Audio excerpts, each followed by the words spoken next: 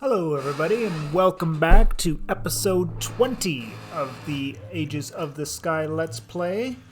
As I mentioned in the last episode, we came back home, I made the blank magic map, and I just want to say that this setup for my Abyssal altar was absolutely wretched for trying to kill the raven. So I'd spawn the raven in, and then it would fly over the edge and fall down into the void. Spawn a raven, hit it once, wouldn't kill it, it would fly over the edge and fall into the void. I actually had to summon 5 ravens before I got my 1 kill that I needed to get the feather to make the map. So back into the Twilight Forest we go, and then with the blank magic map, we'll just right click her and take a look. So this gives us an idea of where all the areas are, and you kind of have to have played through the map or watch some Let's Plays or whatever to know what you're looking at here. So this spinning arrow in the middle is me, and then right beside me is the Hollow Hill. So those little dots there represent Hollow Hills. The thing with the crown in that direction is the Lich, which if we pop over to my book here, yep, that's pretty accurate. Those are the Liches. And then obviously we haven't explored too much more on there. There's the medium Hollow Hill in that direction, which we can just see if we put our camera off towards the edge of the map there. And then in the white areas there, we can see the 2 Yeti caves, and then the Ice Queen in the middle there. So I will fly over to the Lich because that's our next person in the tutorial. So once we've slain the Naga, then the next step is either make the Naga armor, which we don't really need, but it's because we've got this border on this one, we know that's the next step. So Twilight Lich is next, and then after that it splits off and we can access a couple of different areas. So I'll make that flight and we'll be back when I get there. So this is the absolute main reason I wanted to make the climbing gloves, is because there's nothing to latch onto at the bottom of the Lich Tower here, so you just kind of crash into the side of the wall and then rely on your climbing gloves to get you up to the top. So we can just climb right up to the boss area and then go in and fight him in there, although that could lead to him teleporting outside of the tower, and we definitely want to avoid that here in the Skyblock version, even though I've got another Lich Tower just over in that direction there. Let's just see what we opened up. Oh, we opened up 3 Nagas. So there's those 3 things up there to the north are Nagas. So that's what the first thing you'd typically be looking for when you come to this area here. I am going to climb up probably to this next level here and then go inside so that I'm not actually triggering off the boss before I actually get in there. So let's just open carefully. And we're definitely going to want some placement blocks for stuff like that. This has got 2 spiral staircases going all the way up, and there's lots of holes in the staircases as well, so oh, see, and look, we came up just perfect because the Lich, the boss, is right there. He hasn't... oh, that's not the boss. That's a book enemy. The boss is in this cube, the spawner there, and then when he spawns, that spawner will break, and then he will be active up there. So I'm just going to send a little bit of light out here so I don't get mobs spawning on me as I go up there, and then I will try and talk you through the fight as we go through it. But basically, once he appears, there will be, he summons 2 images of himself, so there's going to be 3 of them there. The real one will have shields going around him, and his images won't have the shields. And what you have to do is reflect his Ender Pearl projectiles back to him. Now he'll fire off fireballs as well, and you can tell by the animations which one's coming. So this one's going to be... oh, that one's the fireball with the red. And we got 3 now that we got to pay attention to.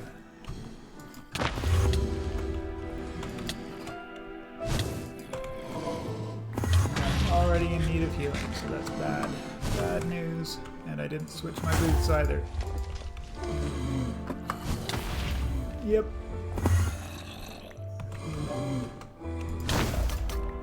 Oh, missed him. So once you reflect back 3 Ender Pearls onto the boss, then you would...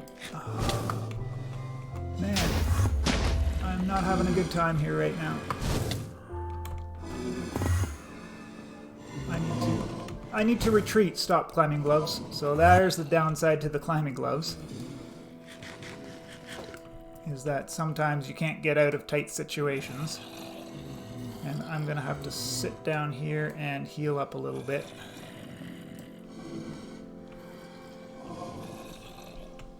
So of all of the enemies in the Twilight Forest, in my opinion, the Lich is the hardest.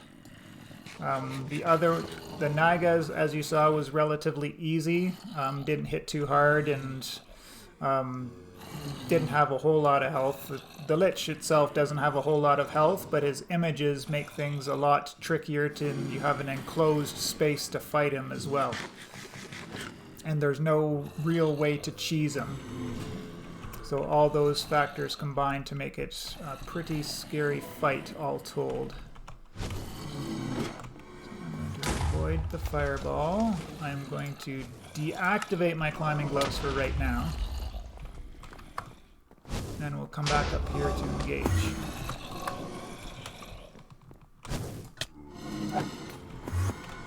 Alright, so we got 2 Ender Pearls coming at us. It deflected it, but it didn't hit him.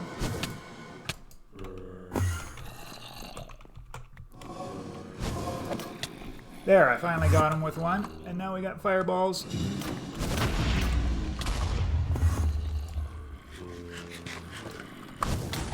Oops, oops, oops, oops, oops, oops, oops, run away. Sir Robin bravely running away. Oh, leave me alone.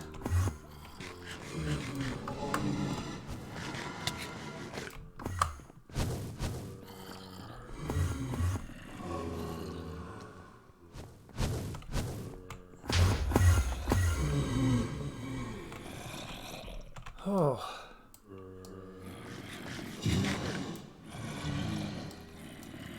I have a feeling it's not going to be a short episode.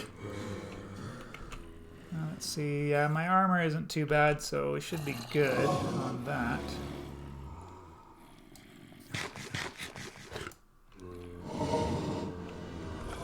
Let's check, my vegetables are almost down. Let's hope I can get another piece of horse meat into me here. And then we can run back in and try this again.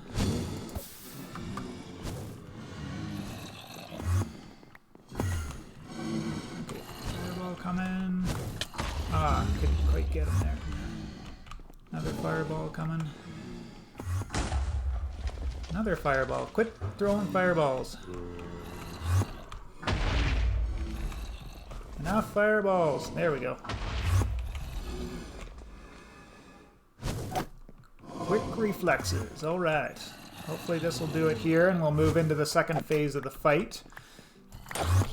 So we can't damage him until we get into this phase of the fight, and then he'll summon some additional friends to help out. But if we focus him...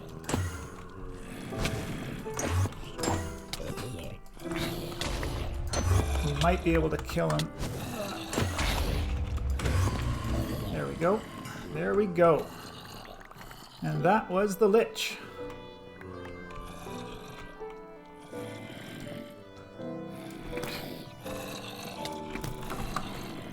Somebody snuck up behind me.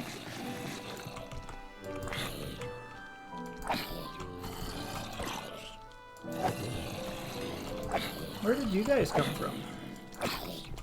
I know one guy dropped down from up above somewhere.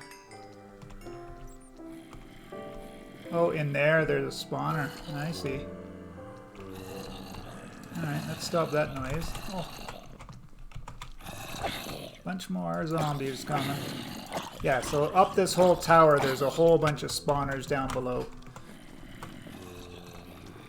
But now that I've gotten out of there, and now that I've killed him,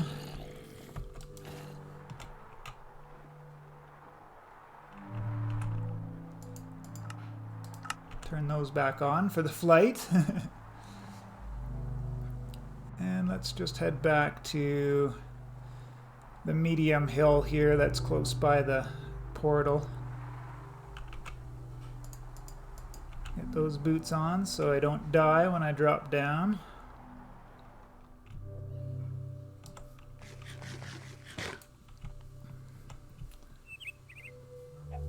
Alright, so while I was out and about flying around, I did find the Minotaur Maze, which is way down here. So I could explore up this way a little bit, and we might find what we're looking for up there.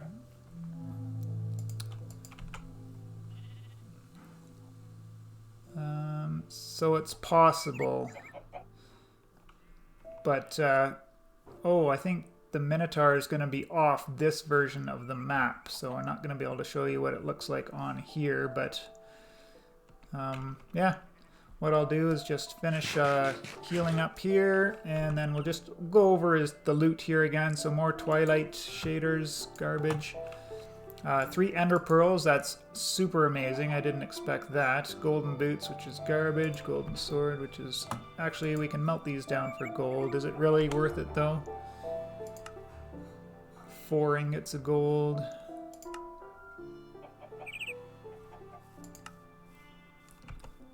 Nah. Don't think it's worth holding on to. We got his scepter, a zombie scepter. I think these are pretty close to being absolute garbage as well. Got some paper off of the book that I killed, and a book off of that magical book thing. And then, of course, the Twilight Lich trophy. So we check our advancements here. We've got that one, and now we can choose either going for the Alpha Yeti, the Minotaur, which I told you I was going for next, or for the Knights. I want to go for the Minotaur first because the maze will have some of the stuff that I'm looking for here, which is namely the sea lanterns. So we can get prismarine from the Dark Forest maze. Oh, that's the Knights, not the Minotaur. The Minotaur maze also has a whole bunch of paper and books in it as well, and the Lich Tower actually does have a ton of books in it too. But you can see here the Alpha Yetis lead to the Snow Queen. The this is the reason why I want to go for the Minotaur Maze first, is because it leads to the Hydra. And the Hydra will give us some fiery blood, which we can use to make the fiery ingots, which we need to make the coal engine to get out of the age. So that's why I want to go and fight the Minotaur first, is because then I can get to the Hydra. And then after the we'll go to the Knight's Maze after that and get our prismarine, hopefully, and then we can get to the Urgas Tower after that, because that's the Urgas Tower will come after we get the Kill the Knights in there. So I will finish eating up here, make the flight down to the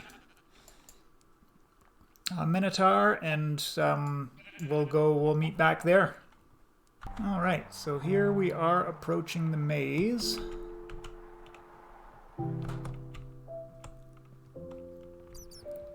So generally speaking, you won't have these entrances like this. You'll have to go in through the main entrance there.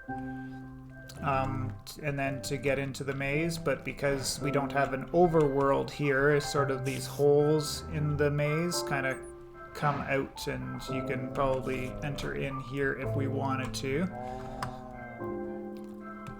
But it's kind of interesting because we can wander around up here and see if we can't get any sort of feel for the maze itself. Because what it consists of, it's a 2-layer maze, and then there's bedrock between the 2 layers.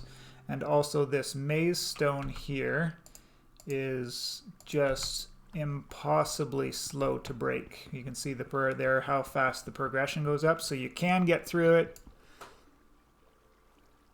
But yeah, it's going to take a ton of time. The one other thing that you can do is you can find the Maze Breaker pick, and it is located in a secret room on the 2nd level. And it's pretty easy to spot that secret room when you have the map of the maze. So to get that map, you would just have to find a focus and then surround it with paper. Which, if we get into the maze, we'll be finding lots of paper all over the place anyways. So that wouldn't be a problem in general.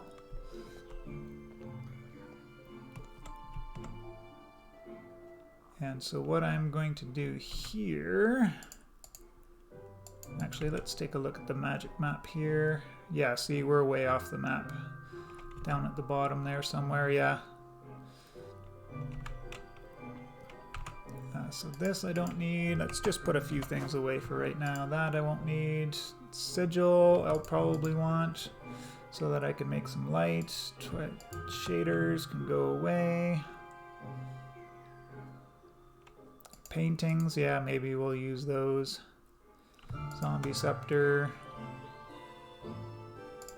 That I can throw out. Bones I don't need. Oh, and I was going to get rid of my Volar Kite because that's not going to be very handy down there. So getting some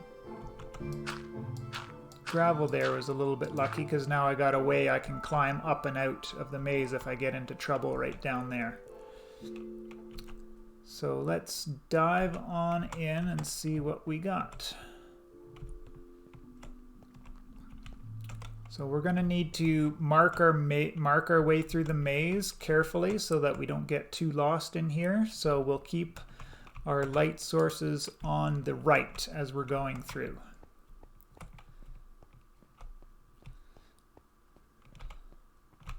And let's just see if we can't find some enemies. So this maze stone, we actually need some of it to get the next tier of crafting table. So oh.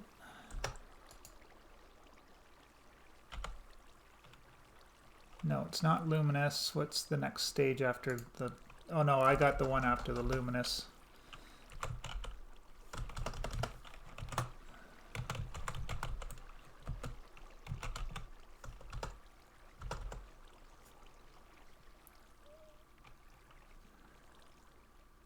So it'll be this guy. So we need 2 maze stone brick, 2 mosaics, and 2 chiseled maze stone.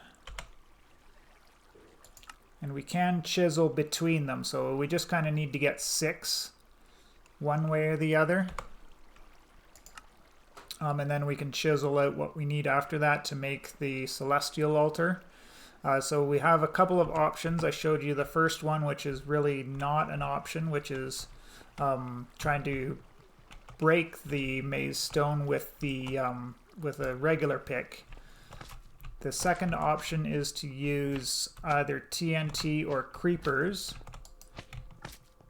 which is usually how I do it, but I don't see any mob spawns here at all, which is unusual.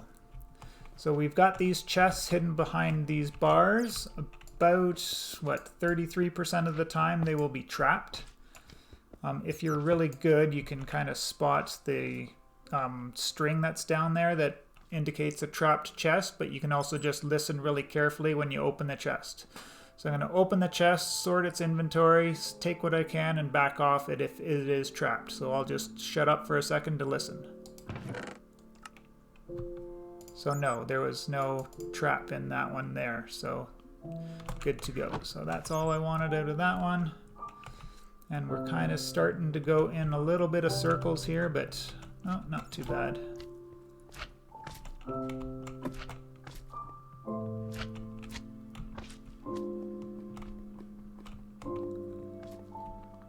And we will just continue making our way through this maze. I don't see anything. Oh, there's some enemies.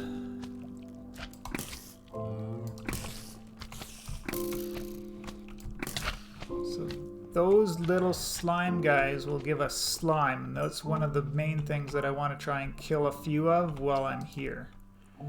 And also I hear a proper slime around here somewhere as well, so let's just turn that off so that's not annoying me anymore. And yeah, we are getting some spawns in here, so maybe I'll find a creeper or two to help me collect some of the maze stone, but I'm not going to rely on it. Anyways, I'll pause and we'll come back in a little bit. Alright, so a couple of interesting things happened here. I just found another chest, and I found this room which had 2 chests in it as well as a spawner. So, and the spawner will spawn out some cows. You just kind of got to learn the kiting pattern for them. They're not too tricky overall, but they can be a little bit painful. But I also ran into a creeper. And the creeper blew a hole in the floor. And that leads, we can see it leads down to bedrock there.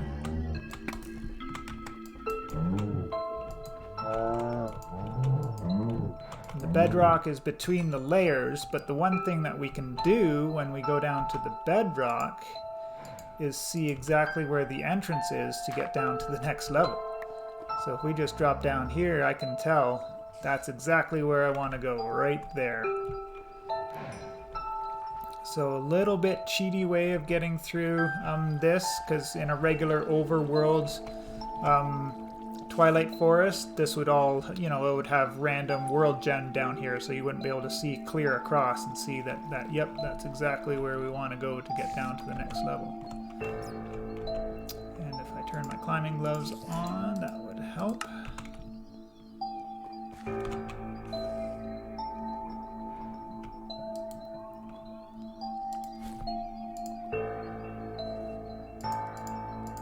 Keeping my inventory a little bit clean here. So the other interesting thing, this is the maze map focus I was telling you about. So this is what we need with 8 paper, and it'll give us a maze map, and then we can use that maze map to find where the hidden room is that we're looking for.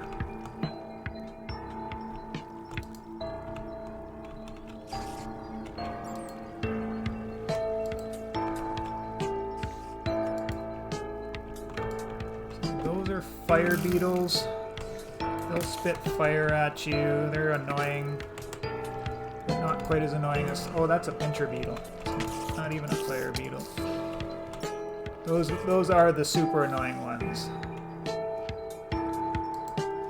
Right, there's another creeper which I want to blow up so I can get a little bit more of this maze stone.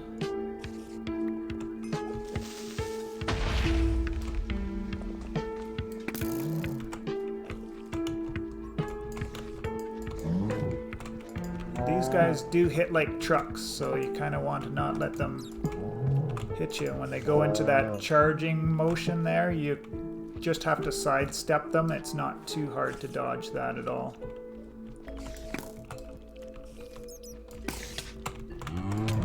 Oh yeah, there we go. I got hit real good there.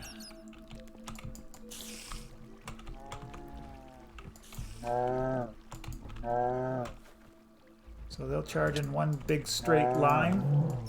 So it's pretty predictable how to get out to dodge them, but...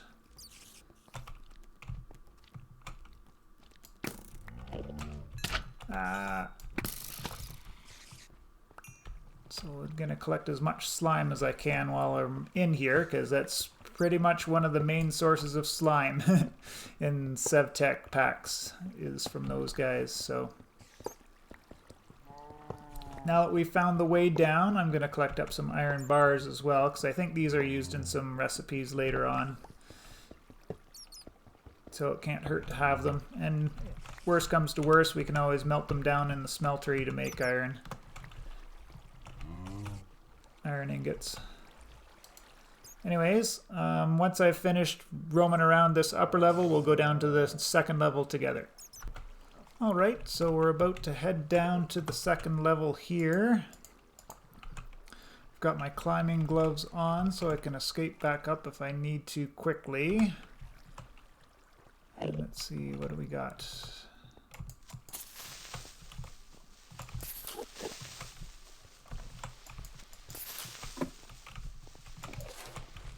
I think I got enough of the maze stone now. I don't need to mess around. But I would like to get the Enderman.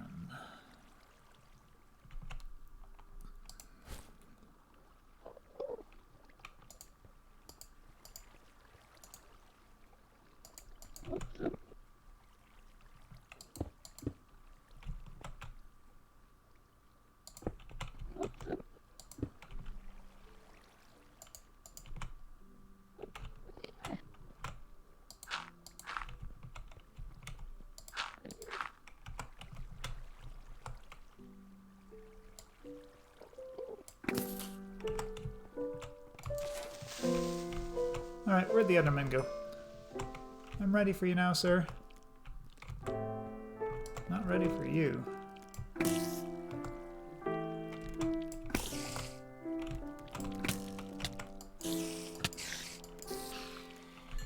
And my pants are right about ready to break here.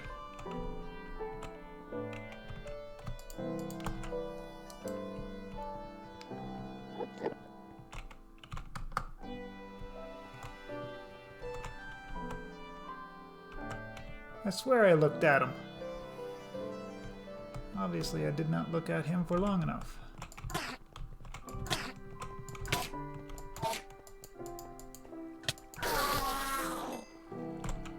And no ender dust, of course. Never lucky. Alright, so second verse, same as the first. We just need to find our way around the maze to find where the boss room is. If you are so inclined to go for the maze breaker pickaxe, then you would have to make that maze map focus that I was talking about there, or use the maze map focus to find your way there, or you can stumble across it, but you do have to dig through some of that maze stone to get in there in the first place, and it's surrounded by a whole bunch of TNT, so you can really screw that up and blow up your pick in that process. So I usually don't go for it because never lucky as everybody else is. Anyways, I will make my way through here and we'll come back for the boss.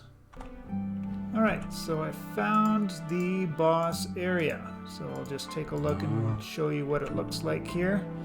So there is these wooden fences that surround his area, and he's that spawner that you see in the middle. So this guy is super easy because we just cheese him. We poke a hole in the fence and then we just poke him to death from out here. I believe this is a fairly hard battle if you try and fight him fair, so if you're up to doing all the kiting and all that stuff for him, be my guest. But other than that, you just go ahead and cheese him like that, and no problems at all. So just grab as much stuff as I can. I've found quite a few buckets of milk in here, which we can't even use, but I'll take them because at the end of the day, they are buckets. Shaders can go in the garbage. We've now got another trophy to our name.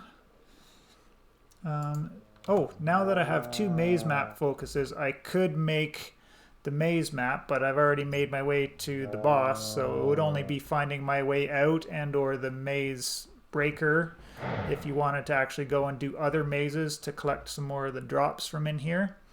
But if we look at the uses on this, in the extended crafting table, you need a maze map focus to make the journey map token. Along with a regular empty map, a blank magic map, an extra maze map focus, that Ring of Ascent, which is the biggest, hardest thing to get, other than the Charm of Keepings. The Charm of Keepings is just a great big grind, and the Lamp of Cinders comes from one of the mini bosses in the area here. So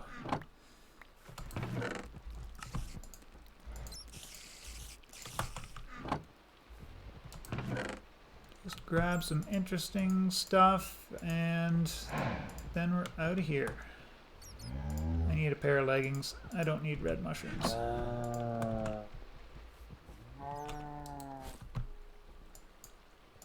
Got a lot of buckets out of this run, that's for sure. Oh, and to get into the Hydra area, we actually have to eat this beef stroganoff at least once. So that's the thing. Oh, found 2 blaze rods in here. That was really good. And this Minotaur axe, which has got a pretty good damage on it. Might as well do that there, because can't hurt, right?